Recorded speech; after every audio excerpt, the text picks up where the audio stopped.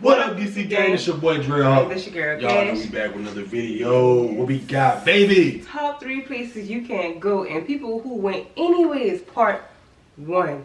This was requested yes. to do, man. Once again, shout out to Mr. Ballen, the greatest storyteller ever. Yes.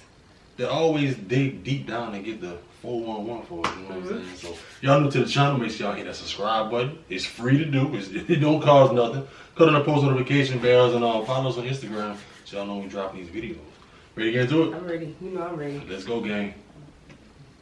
I think we all tend to believe that everywhere in the world is accessible if I just had the time, the money, or maybe both. Right. But today, I'm going to shatter that illusion and share with you a top 3 list of places you can't go, no matter how much time or money you may have. And for each of these locations, I'll share with you an instance of people going there anyways and what happened to them. Spoiler, it didn't end well. But before we get into today's top 3 list, if you're a fan of the strange, dark, and mysterious delivered in story format, then you've come to the right place, because that's all I do, and I upload 3, 4, even 5 times every week. If that's of interest to you, please throw the like button into the devil's kettle in Minnesota, and then subscribe to my channel and turn on all notifications so you don't miss any of my weekly uploads. All right, let's get into today's stories.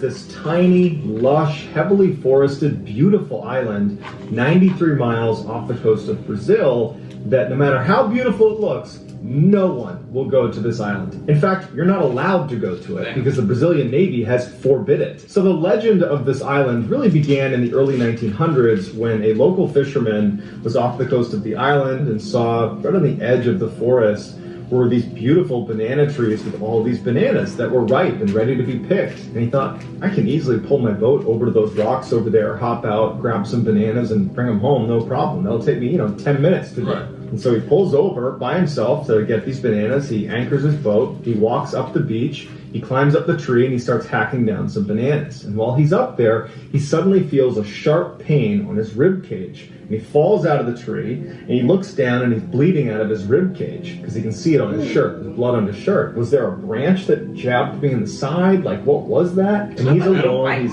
93 miles from the mainland. And so in a panic, he ditches the bananas. He runs to his boat, gets it unanchored, and starts making his way back to the mainland. But on the trek back, he passes out in the boat. Later that day, another group of fishermen see this boat kind of drifting around near some rocks, and it looks like something's wrong, so they make their way over to it, and there's this fisherman who went to get the bananas, but he's lying on his back. He's clearly dead, and he's in a pool of his own blood. 20 years after this incident, there was a lighthouse keeper that was assigned to work on this island, and he brought his family with him. They were staying in the main house of the lighthouse, and it was going fine for the first couple of days they were there. But at some point, captains of vessels that would drive past this island and relied on that lighthouse noticed that the light wasn't on. And so they reported it to the mainland, and a search party was sent out to check on the lighthouse keeper and his family to make sure that they had all their supplies and that they were okay. When they get to the lighthouse, they find the entire family is dead in their bed. And the only clue they had were these puncture marks all over the bodies of these deceased lighthouse keepers and an open window. So what killed these people that went to this island? Technically, they died from a poison that literally melts your organs within 60 minutes of coming in contact with it. But that poison comes from a very famous venomous snake called the golden lancehead viper that only exists on this island. They exist nowhere else in the world. And so this island has been dubbed Snake Island. And since nobody goes to this island, the lancehead viper population has exploded. They are thriving on this island. In fact, researchers say that there's at least 3,000 of these venomous snakes that live on this island, and for every 1 square meter of the island, there is a snake. Which means if you're on this island, you are always within 1 meter of something that can kill you. And these snakes aren't just on the ground either, because their primary food source are birds, and so the snakes have begun to live in the trees and catch birds that land in the trees. Meaning, if you happen to be walking on this densely forested island, you'd be surrounded almost 360 degrees by these wickedly venomous snakes that if you are bit, you have 60 minutes to get the antidote. If you don't, you're doomed 100% of the time. Nowadays, the only people that go to this island... That 60 minutes is going fast as hell. Yeah, it do. When you're panicking, and what if you don't got an antidote? Right. There's nowhere to get it, like, because... You're done. I mean, why would you want to go there? Snake Island. So, I wondered, did the family know that they couldn't go there? And they went anyways? Because it seems like they didn't know. But that's what the title says. Yeah. You can't go with people who went anyways. People who went so anyways. most likely they knew you're not supposed to go there. That's So the snakes just tragic stuff. reproducing the whole time. Right. So you crazy, man. They crazy. Are the Navy, who replaced the batteries in the lighthouse, which is now automated because it's too dangerous to be there. They go once a year to replace those batteries. Researchers occasionally go there. And you have poachers that go to try to catch some of these snakes because they're so rare, they can sell on the black market for 10 to 30,000 US dollars. But many of these poachers that manage to sneak onto the island just get bit by these spiders and die. So there you go, karma. So basically, the karma is you trying to go in there and get that money. You think you're going to get that money because a bunch of snakes there. But they end up biting you, and then you don't even get it. So, but why would you want to sell on the black market? Like, what do you... And then you can start reproducing those snakes down here to make it... No, come on. You already know how it go. Yeah. You know how that go. In early 1945, during World War II, the British decided they wanted to take back Ramree Island from the Japanese. Ramree Island is a fairly large, totally flat island off the coast of Burma that was a great staging location to fly air campaigns onto the mainland. So it was a great air base. And the British had actually owned this island, but the Japanese had taken it back from them in 1942. And so here they are in 1945 looking to take it back. So on January 21st, 1945, British and Indian infantry stormed the beaches of Ramree to try to take it back. As soon as they land, they have all this naval artillery support just bombing the crap out of this airbase, and it was just a matter of time before they overwhelmed the remaining Japanese. But the Japanese do not want to surrender, and instead they give up the airbase that they were on, so the British take that back, and the remaining 1,000 Japanese soldiers started retreating to the opposite end of the island, to where there was a much larger battalion of Japanese soldiers that they could meet up with. But the only issue with this particular retreat was they would have to go through 10 miles of mangrove swamp where there's poisonous spiders and insects and deep mud, making it almost impossible to move. But they're determined and they head off into the swamp. But what the Japanese were not ready for is what Ramree Island is famous for. A creature that makes poisonous snakes and spiders and insects look like child's play. And they were walking directly into its den. The British troops decided we're not going to go chasing them into the swamp. And instead what they did is they set up boats, blocking positions outside of the swamp. If any of the Japanese tried to escape, they would be there waiting. And so the only way the Japanese could get out of there would be to go to the absolute other end, 10 miles away, where their Japanese counterparts were. So that night, as the British... You damn if you do, you damn if you don't. You done. You done, right. What you Either or. done. Absolute other end, 10 miles away, where their Japanese counterparts were. So that night, as the British are just kind of hanging out in their boats, staring at the swamp, they start hearing screams coming from inside of this swamp. And it's Japanese soldiers. Then you hear gunfire, and then silence.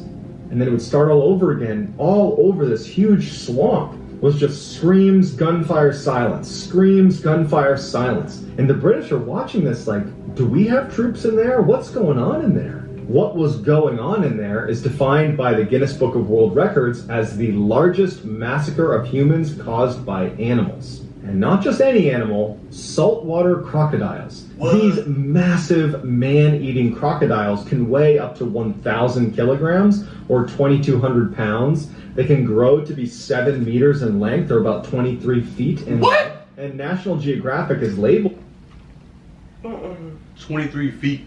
Yeah. Y'all get down. Let me know what's the average length of a alligator crocodile. Like, I think it's what, like 10, 7, 8, something like that. So, yeah.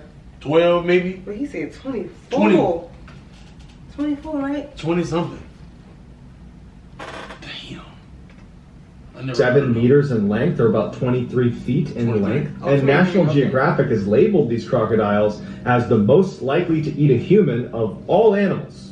And Ramree Island has the largest population of saltwater crocodiles in the world, and they all lived inside of this swamp that the Japanese had gone into. A lot of them were bleeding from the battle they were in, and so they were literally alerting hundreds of saltwater crocodiles to their location. Saltwater crocodiles are notorious night hunters. So what probably happened is the Japanese got inside of this mangrove. The crocodiles were immediately aware of their presence, but they waited until nighttime before they started having a feeding frenzy. And over the course of the night, a number of Japanese soldiers had jumped out the sides of the swamp, exposing themselves to the British. And so about 20 of them were captured, and they said that they were completely surrounded by these crocodiles, that everywhere you looked, there were growling, huge crocodiles eating one person, and as soon as they were done, they would just charge after you and eat you. And at the end of their retreat, when the Japanese did get to the other side of the swamp, only 500 of the 1,000 made it out the other side. And so to this day, people stay far away from Ramree Island because there are so many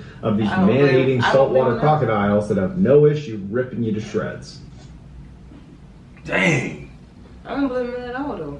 On November 14th, 2018, John Chow hired 2 fishermen to take him out to this little island in the Indian Ocean. The fishermen were not excited about this, not only because it was illegal to take him out to the island, but because the last time some fishermen had gone to this island, they had both died. But the fishermen needed the money, and so they went with John, and they drove under the cover of darkness to this island, and they anchored a little ways offshore. The next morning, when the sun came up, John asked the fishermen to take him in a little bit closer, but the fishermen refused. So John puts a kayak in the water, and he begins paddling into this island. And as he gets close to the actual beach, he sees someone come out of the forest who has their face painted yellow, and they're screeching at the top of their lungs. And John yells out that he's not threatening them, he just wants to come ashore and talk to them. And then a wave of people with yellow painted faces come charging out of the woodline and start firing arrows in his direction. So John, in a panic, turns around and paddles right back out to the fishing boat. Later that day, John tries to make another attempt at landing on this island and communicating with the people that live there. So he takes his kayak and he goes down a little bit farther away from where those people had emerged from the tree line earlier in the day and shot him with arrows. He figured he was a little bit farther out of arrow range this way. He lands his kayak, he gets out, and the same group of people come out farther down the beach where they had been before. They see John. They all start looking at each other and they start screeching and running down the beach towards John. John stands there until they come all the way up to him. They don't shoot him with arrows, but they take his kayak. And they don't really know what to make of him. They're staring at him and they start speaking to each other in a language John doesn't understand. And then at some point, a child pulls his bow and arrow out and fires a bow directly at John. And he was holding a Bible, and he stopped the arrow with his Bible. And at that point, John is like, okay, I gotta go. And he jumps in the water, and without a kayak, has to swim a mile to get back to the fishing boat. The whole time, these people are firing arrows arbitrarily in his direction as he's swimming back out to the boat. And so the next day, on November 16th, he told the fishermen he wanted them to drop him off, and he would swim in, and he wanted them to leave and be completely out of sight. The fishermen did not want to do this, but John reassured them that he was going to be just... God damn it, John! That damn John. John won't give up. Golly! Not one time, two times, but 3 times. John It's just like kind of make you a little angry a little bit. And be completely out of sight. The fishermen did not want to do this, but John reassured them that he was going to be just fine. He knew what he was doing. So the fishermen drop him off and they leave. The next day, when the fishermen come back to collect John, they see these people with painted yellow faces out on the beach dragging his body by a rope. No one knows exactly what happened to John, how they killed him. There's lots of speculation about how it went down, but it's too dangerous for anyone to go back and retrieve his body, and so his body remains at North Sentinel Island. The few hundred people that live on North Sentinel Island that were responsible for killing John Chow, they're referred to as the Sentinelese, and they are unbelievably primitive. They are completely cut off from the modern world. They live a hunter-gatherer lifestyle. They have no conception of agriculture. They haven't even discovered fire yet. They literally have to wait for lightning to strike and then run and collect the embers and try to keep the embers alive. Researchers believe that the Sentinelese are direct descendants from the earliest human ancestors that came out of Africa. And as much as we'd like to learn more about the Sentinelese, we probably won't, because they aggressively resist outside contact. They won't even let the other similarly primitive neighboring island tribes to come on their island. The Sentinelese want only Sentinelese on that island. No one else can be there. If you're not a Sentinelese and you try to go to their island, they'll just kill you. So let me know what you think of these 3 crazy locations, and let me know if you could go to any of these 3 locations, which one would it be and why? The best answer to that question will get pinned at the top of the comment section. If you enjoyed today's story and you haven't done this already, please throw the like button into the Devil's Kettle in Minnesota. Oh yeah, make sure you like it up, man. Yes, check out Mr. Ballen page and like his videos up, y'all. Light it up for us. You said you could go to the 3 places. Which one would you go? Which one would I do? What was the first one again? I think that's the Snake Island. The snake one. Then you got the sea salt alligators. The sea salt alligators, yeah. And the third one was with the crazy people. But they ain't crazy people, but they... You know, they're supposed to protect over the island. Yeah. You have to be... I can't remember what they are, but you have to be a part of them. You're not coming over there. You're going to get killed. You're going to probably eat you.